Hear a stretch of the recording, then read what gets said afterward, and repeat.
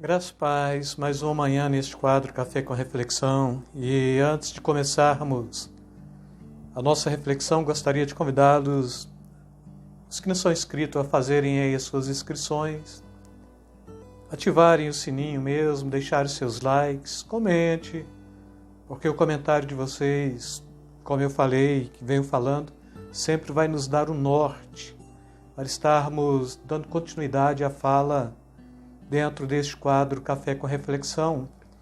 E gostaria de ler uma referência bíblica com vocês hoje, 2 Coríntios capítulo 12, versículo 9, somente um pedaço que diz assim: porque o meu poder se aperfeiçoa na fraqueza.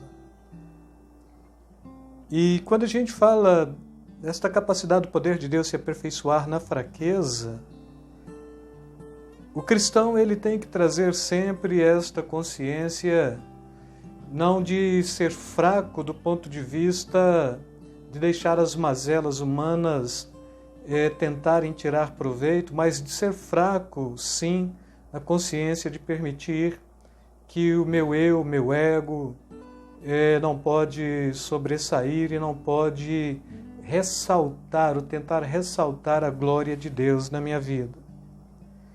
E com isso a gente vai trabalhar bem um paradoxo interessante, bíblico mesmo, porque o cristão é este também, dentro do paradoxo, que estou forte, quando de fato eu estou fraco, sou sábio, quando de fato eu sou louco. Tudo isso com referência bíblica mesmo, é 1 Coríntios 1, 21. Somos exaltados quando nos humilhamos, Mateus 18, versículo 4. Somos livres quando escravos da justiça, Romanos capítulo 6, versículos 17 a 22. Possuímos tudo quando não temos nada, 2 Coríntios capítulo 6, versículo 10. Triunfamos na derrota. É Romanos capítulo 6, versículos 17 a 22. Gloriamo-nos nas fraquezas. É 2 Coríntios capítulo 12, versículo 5. Vivemos quando morremos. É João 12, 24 e 25. E esta é a condição do paradoxo cristão.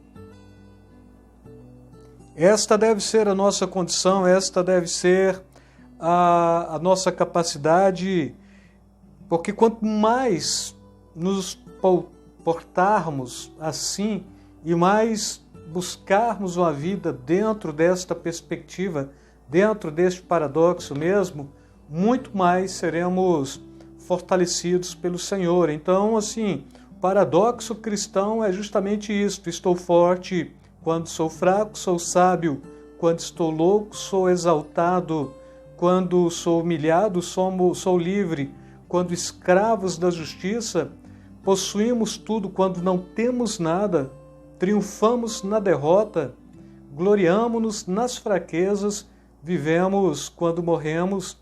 Sim, essa deve ser a nossa condição. Mas quando é o próprio Deus que de fato está em cena para que possamos perante Ele nos humilharmos. E neste contexto seria propor quando o próprio Deus está no processo. E se nós fizermos esta pergunta, mas Deus, Ele não está nos mandando ser forte? Como eu falei na reflexão passada, ser forte e corajoso? Eu digo que a capacidade de ser forte é justamente esta.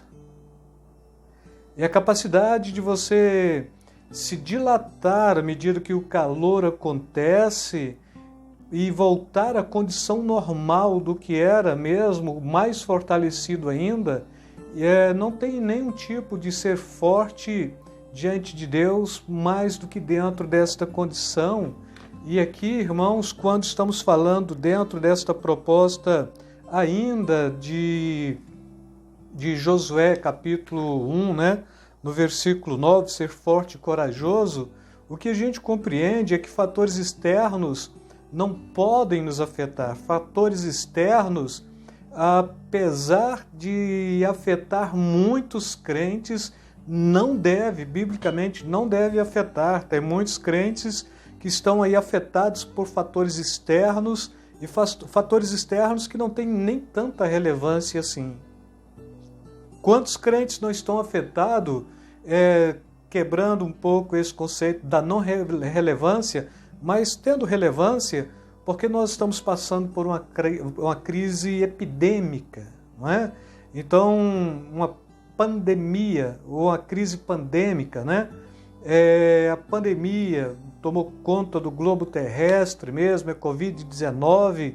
Quantos crentes não estão afetados? Quantos crentes já não perderam totalmente a razão, perdeu totalmente o norte, perdeu totalmente a capacidade de perceber que é o Senhor quem está no controle? Quantos crentes já não desanimaram da fé neste tempo de aflição, de luta, de angústia?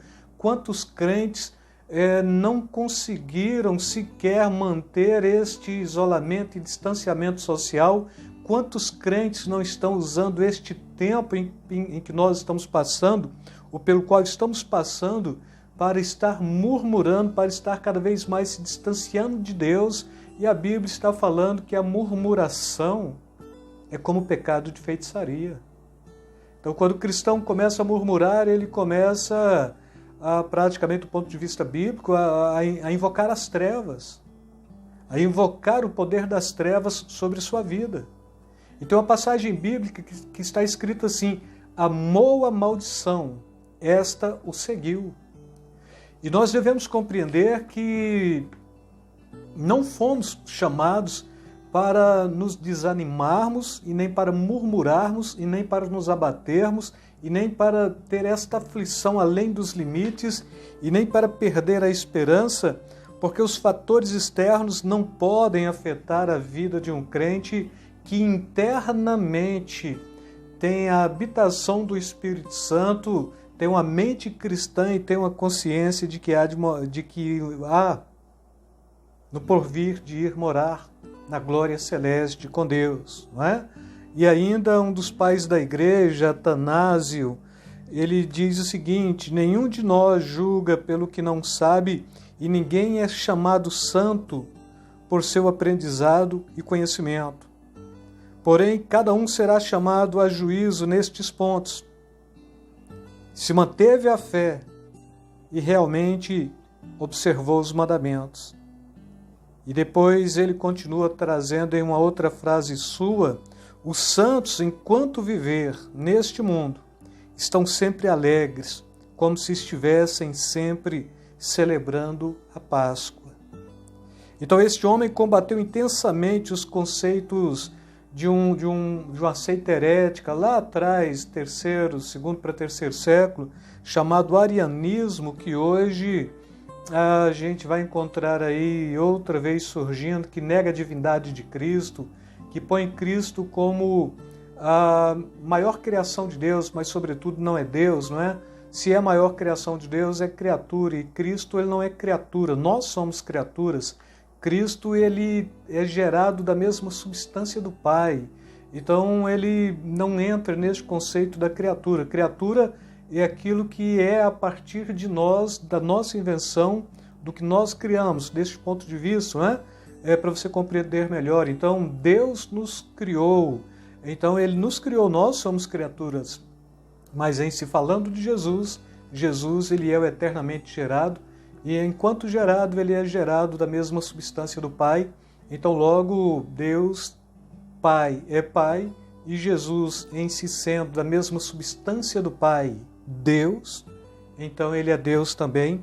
E não podemos perder esta consciência de que, de fato, este paradoxo cristão, ele tem que estar aí nas nossas vidas o tempo todo, nos fortalecendo e nos incentivando a caminhar cada vez mais. E com isto, irmãos, Atanásio foi perseguido por 4 imperadores romanos.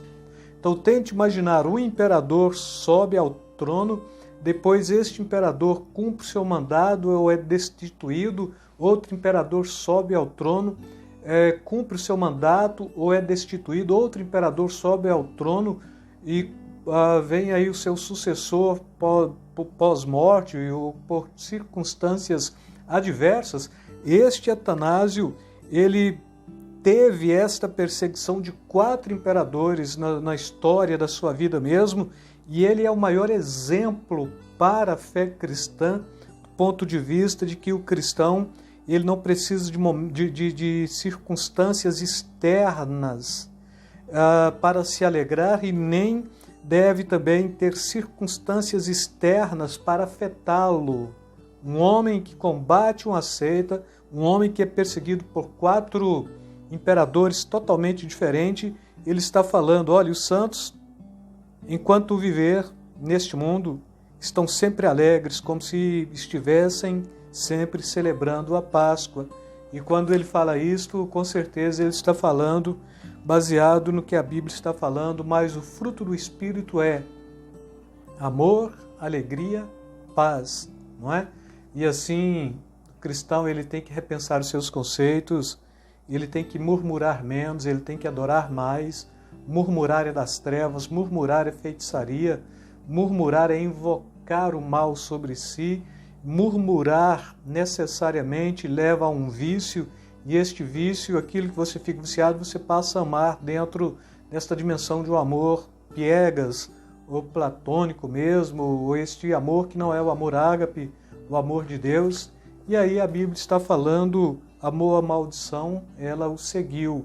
Nós não somos daqueles que murmuram, mas daqueles que glorificam a Deus em todas as circunstâncias, e quanto mais a peleja se torna renhida, mais aflige mesmo, nós mais louvamos, mais glorificamos a Deus, porque a nossa consciência cristã sempre será ali pelo Espírito Santo consolada para estarmos cada vez mais nos oferecendo como libação, como mirra no altar, como oferenda em adoração ao nosso Deus. E com isto eu quero encerrar esta fala, deixando aí para vocês, como de sempre, beijo na alma, beijo no coração, suporte as aflições, você é mais do que vencedor por aquele que te amou. Fique na paz.